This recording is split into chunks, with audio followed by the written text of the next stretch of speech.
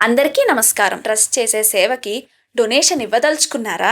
susilananduriSrinivas.org అనే మన వెబ్సైట్కి వెళ్ళి పైనున్న డొనేట్ నౌ అనే బటన్ని క్లిక్ చేయండి. శ్రీ విష్ణు రూపాయ నమశివాయ. న్యూ ఇయర్ని నెలకో మంచి పనితో ప్రారంభిద్దాము. పోషయ్య రాజవ్వ అనే దంపతులకి సహాయం చేద్దాము అని మనందరం అనుకున్నాం కదా. వాళ్ళు మాలకులానికి చెందిన వాళ్ళు. తెలంగాణలో జగిత్యాల అనే ఒక ప్రదేశం ఉంది. దానికి దగ్గరలో ఒక మారుమూల పల్లెటూరులో ఉంటారు వాళ్ళు. వాళ్ళు పెద్ద వయస్సు. పోషయ్యకి 84 ఏళ్ళు ఎంతో. చూస్తే ఎవరికైనా వృద్ధాప్యంలో ఉన్న అమ్మా నాన్నలు గుర్తొస్తారు. అందుకే వాళ్ళకి సేవ చేద్దాము అని మనం నిర్ణయించుకున్నాం కదా. సుశీల అక్కడికి వెళ్ళి మొన్నే సేవ చేసి వచ్చింది.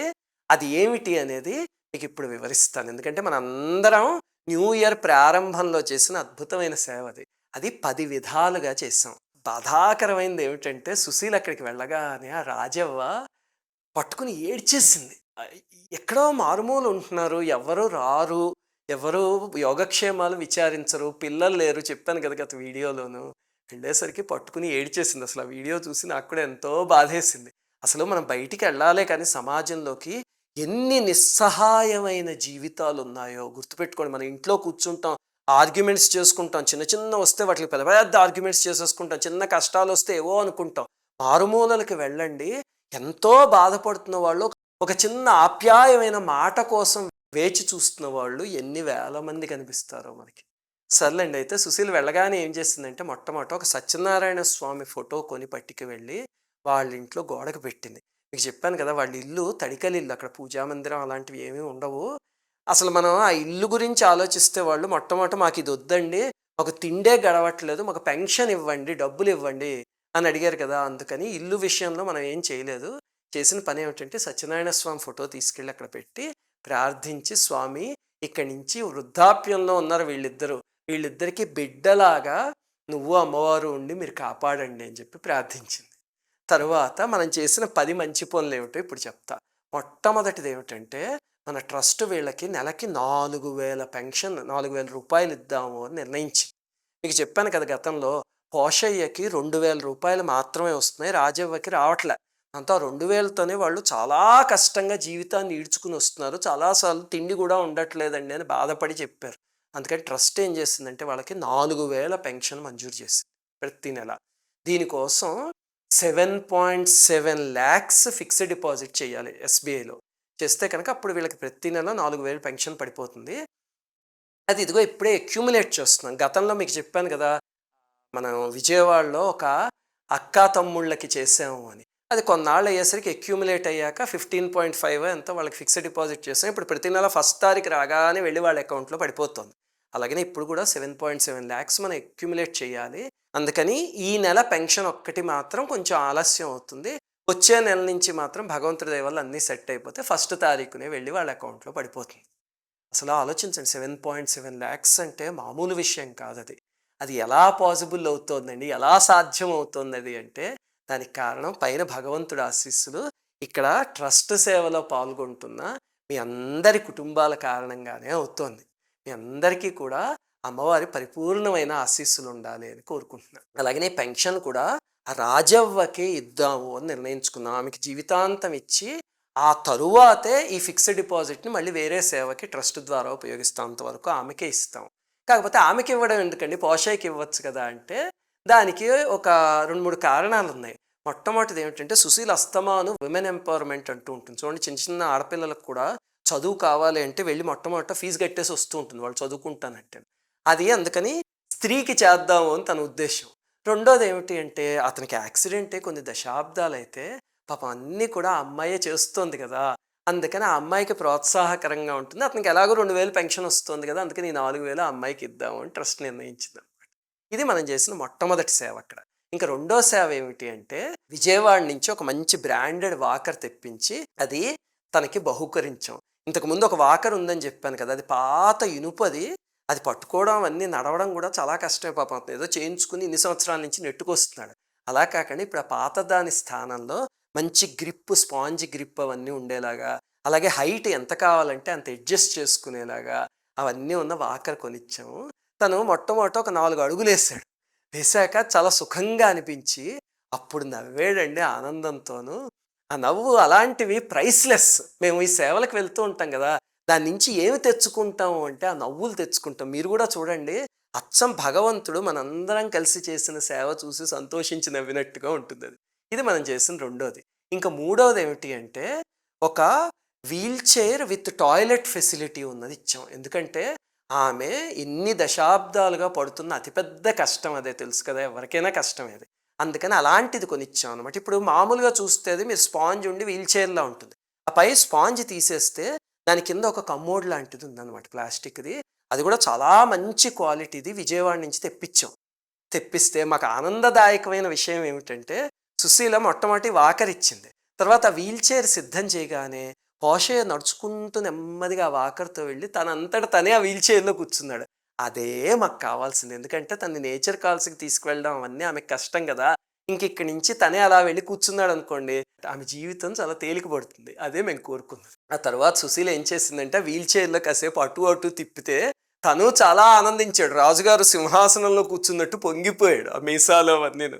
అలాగే సుశీల కూడా ఎంతో ఆనందపడింది. ఎందుకంటే మా నాన్నగారు ఆఖరి సమయంలో దాదాపు 3.5 సంవత్సరాల పాటు మంచం మీద ఉన్నారు. అప్పుడు సుశీల ఏం చేసేదంటే ప్రతిరోజు తనకి పొద్దున పిల్లల్ని స్కూళ్ళకి పంపించేశాక ఆ వీల్ చైర్‌లో అపార్ట్మెంట్ చుట్టూ తిప్పేది మా నాన్నగారిని. తిప్పితే ఆయనకి కాస్త గాలి, ఎండ అవన్నీ తగులుతాయి అని. భగవంతుడు ఎందుకు అలా చేశాడు అంటే ఇదిగో ఇప్పుడు ట్రస్ట్ నడపడానికి మా నాన్నగారు, దైవం కలిసి మా ఇద్దరికీ ఇచ్చిన శిక్షణ అది అని ఇప్పుడు అర్థమైంది. సర్లేండి ఇంక నాలుగవది మనం చేసింది ఏమిటంటే ఈ రాజవ్వకి నడుము నొప్పి కదా! అది మన ట్రస్ట్ డాక్టర్లతో మాట్లాడితే వాళ్ళు అన్నదేమిటంటే అంత తేలిక కాదండి తగ్గిపోవడం. ఈ ఎక్సర్‌సైజ్‌లు అవన్నీ చేయాలి. వాళ్ళకి కుదిరే పని కాదు. ఒక పని చేద్దాం. ఒక బెల్ట్ కొనిద్దాము అన్నారు. అంటే మొట్టమొదట బెల్ట్ తెప్పించాం గానీ, ఆ అమ్మాయికి చాలా పెద్దదైపోయింది. అప్పుడు మళ్ళీ పంపించి, ఇంకొక రెండవ బెల్ట్ తెప్పించి అది పెడితే అది సరిపోయింది. ఆ అమ్మాయికి కూడా చాలా సౌకర్యంగా ఉందిట కూర్చుంటే. సంతోషం. ఇంకా ఐదవది మనం చేసిందేమిటంటే, వాళ్ళిద్దరికీ కూడా 3 జతల బట్టలు కొనిపించాం. మంచి బట్టలు. రాజవ్వకి కూడా మంచి చీరలు కొనిపించి, ఆ అమ్మాయికి నచ్చినవే. కానీ మరి ఆ అమ్మాయికి బ్లౌజులు ఎలాగా ఆమె కుట్టుకోలేదు, కుట్టించుకోలేదు గదా! దాంతో సుశీల ఏం చేసిందంటే, మన సోదరుడు రాము, వాళ్ళ భార్య పద్మ దంపతులున్నారు కదా! ఆ పద్మ మంచి టైలర్ మీ అందరికీ తెలుసు కదా! అందుకని ఆమె చేతే ఈ రాజవ్వకి కూడా బ్లౌజులు కుట్టించేసి, మనీ పే చేసేసి ఆ రకంగా అవి కూడా రెడీ చేసేసింది. ఇంకా ఆరవది మనం చేసిన సేవ ఏమిటంటే, చలికాలం వచ్చేస్తుంది కదా బాగాను. అందుకని 2 రగ్గులు కొనిచ్చాం అనమాట. ఇంక ఏడవది ఏంటంటే, వాళ్ళ ఇంట్లో బకెట్లు, మగ్గులు అవన్నీ సరిగ్గా లేవుట. అందుకని అవి తెప్పిచ్చాము. కానీ ఏమిటంటే, ఈ బకెట్లు మనం డీమార్ట్‌లో అక్కడ కొనుక్కునే బకెట్లుంటాయి ప్లాస్టిక్‌వి అలా లేవు. అదేదో చాలా విచిత్రంగా ఉన్నాయి. పెయింట్ డబ్బాల్లా ఉన్నాయి. ఏమిటిది అని అడిగితే వాళ్ళ ఊళ్ళల్లో అలాంటివే దొరుకుతాయట. సరే అక్కడ ఏవి దొరికితే అదని ఉన్నవే తెప్పిచ్చాం. ఇంక ఎనిమిదోది ఏం చేసామంటే, వాళ్ళిద్దరికీ వెంటనే మందుల కోసమని ఒక రూ. 2,000 ఇచ్చొచ్చాం అనమాట. ఎందుకంటే తొందరలో పెన్షన్ వస్తుంది. అది రావడానికి మొదటి నెల ఏర్పాటు చేయడానికి కొంత సమయం పడుతుంది కదా! అందుకని మొట్టమొదట పనికొస్తుంది కదా అని రూ. 2,000 ఇచ్చొచ్చాం. ఇంకా తొమ్మిదవది మనం ఏం చేసినా వేడుకలా చేస్తాం మీకు తెలిసిందే గదా! చక్కగా ఈసారి ఏమిటంటే రాజవ్వ యొక్క చెల్లెలు, ఆ చెల్లెలు కొడుకొచ్చారు. ఆ చెల్లెలు కూడా చాలా మంచావిడ. ఆవిడ ఎంతో ఆనందపడిపోయింది. వాళ్ళ అక్క ఇక్కడికి రావడం చూసి. అందుకని ఒక వేడుకలా జరిగి చక్కగా అందరికీ స్వీట్లు అవన్నీ పంచి చేసాము. ఇంకా పదవది ఆఖరిలో సుశీల్ చేసిందేమిటంటే, ఆ నెలకి నెల సామాన్లు ఇచ్చొచ్చింది.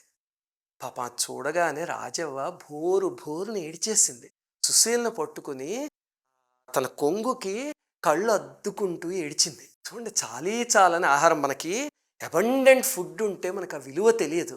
చాలీ చాలని ఆహారం పదార్థాలు చూడగానే ఆ దంపతులిద్దరికీ పాపం ఏడుపు ఆగలేదు. నమస్కారం పెట్టేసారు ఆ పదార్థాలు చూసి. ఆకలి అనేది ఎంత ఆరాటాన్ని కలిగిస్తుంది అనేది అర్థమైంది. అది చూసినప్పుడు సుశీల అనుకుందిట.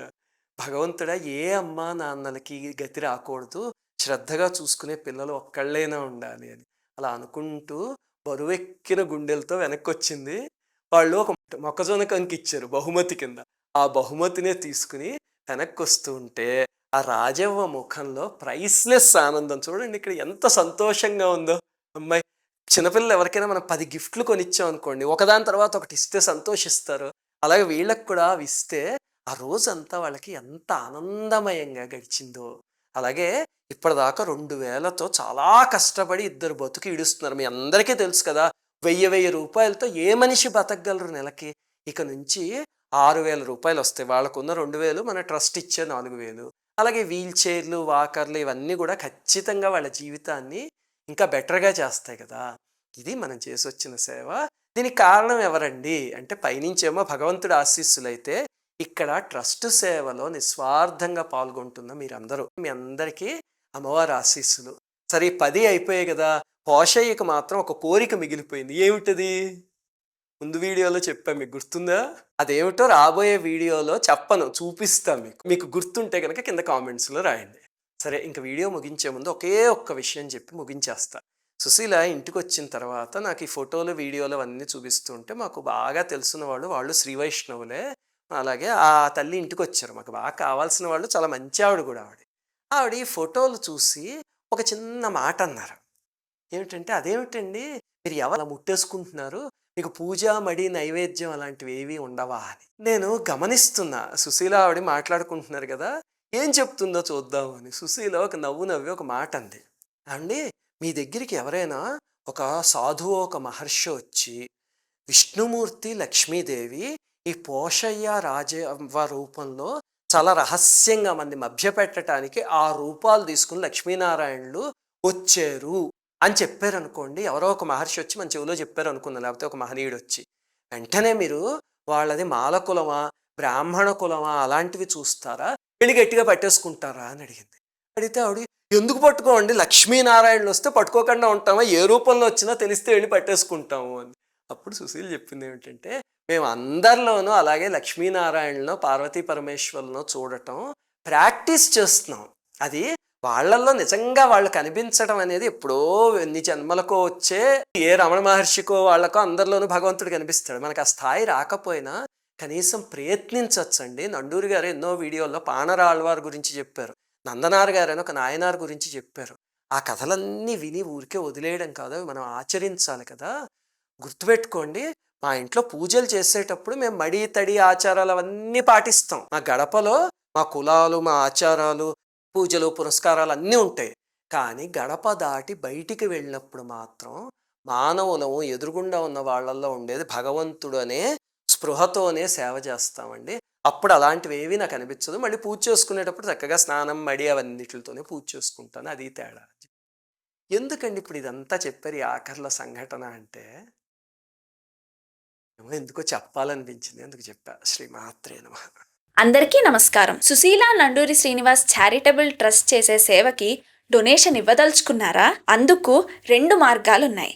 ఫస్ట్ మెథడ్, susila.nanduri.srinivas.org అనే మన వెబ్సైట్కి వెళ్ళి పైనున్న డొనేట్ నౌ అనే బటన్ని క్లిక్ చేయండి. అక్కడున్న ఫామ్లో మీ డీటెయిల్స్ గోత్రం ఫిల్ చేసి డొనేషన్ ఇవ్వచ్చు. అలా చేస్తే రిసిప్ట్ కూడా ఆటోమేటిక్గా వస్తుంది. ఇన్కమ్ ట్యాక్స్ ఎగ్జంప్షన్కి కూడా వాడుకోవచ్చు. సెకండ్ మెథడ్, మీ డొనేషన్ ఇక్కడ చూపిస్తున్న అకౌంట్ నెంబర్కి కానీ క్యూఆర్ కోడ్కి కానీ పంపించండి. సెకండ్ మెథడ్లో డొనేషన్ పంపిస్తే ఆ స్క్రీన్ షాట్ని ఈ క్రిందున్న వాట్సాప్ నెంబర్కి మీ పేరు గోత్రంతో సహా పంపించండి. శ్రీమాత్రే నమః.